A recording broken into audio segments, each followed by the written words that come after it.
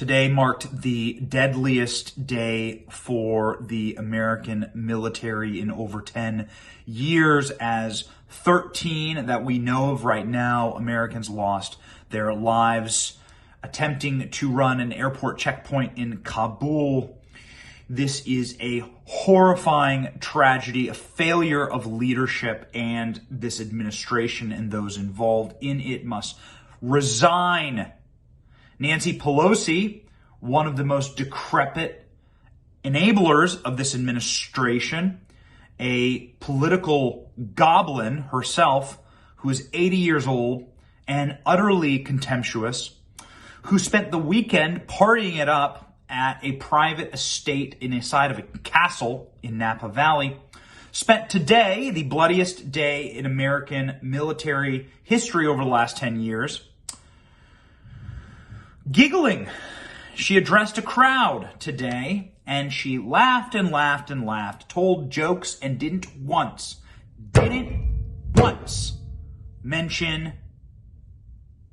the loss of lives that her and the regime she helped install created.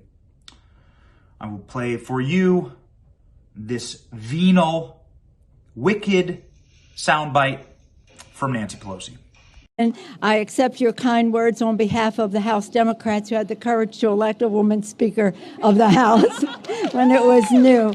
I've seen Carmen and this W Challenge rise up in the ranks from one position to another. Thank you for your great leadership as well. It's an honor to be here with you and the mayor and Malia Cohen and Supervisor Stefani, who represents the district I live in here, Kimberly Ellis, Allison Go, and of course, Carmen Chu.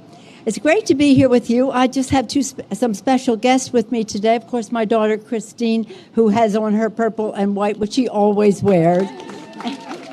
And two of my college roommates from Trinity College, Washington, D.C., Rita Meyer and Celia Haggerty. And I have on our scarf from the college. Imagine that it was purple and gold, the colors of the suffragettes, Rita and Cecilia, who are with us today. I'm honored they're here to get a taste of San Francisco and how enthusiastic we are about women.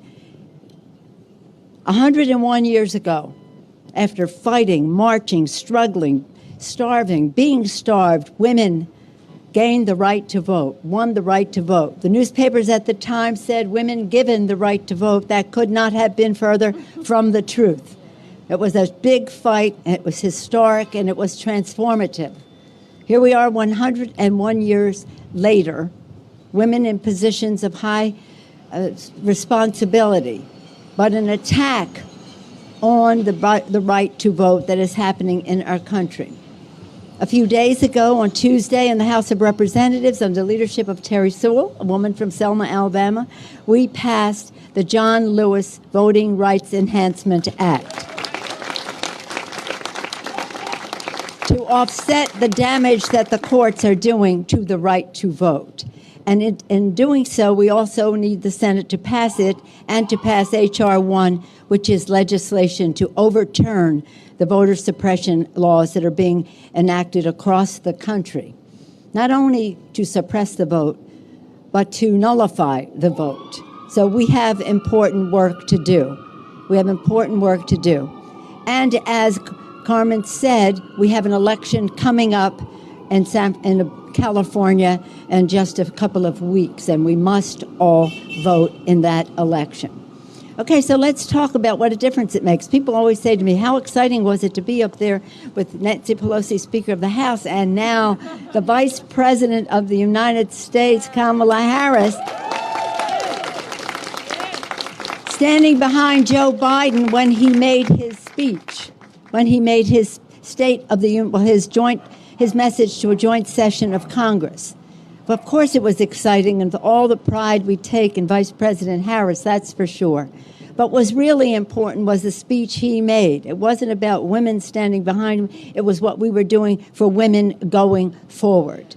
And he made a speech that is our fight right now, and as Carmen said, where women have made the difference in supporting a Build Back Better agenda. Build Back Better for women. Build Back Better for Women. We have child care, child tax credit, family and medical leave, paid family and medical leave, universal pre-K, child tax credit. Did I say that again and again? The list goes on of what he has put into his agenda, which is the Biden agenda for women.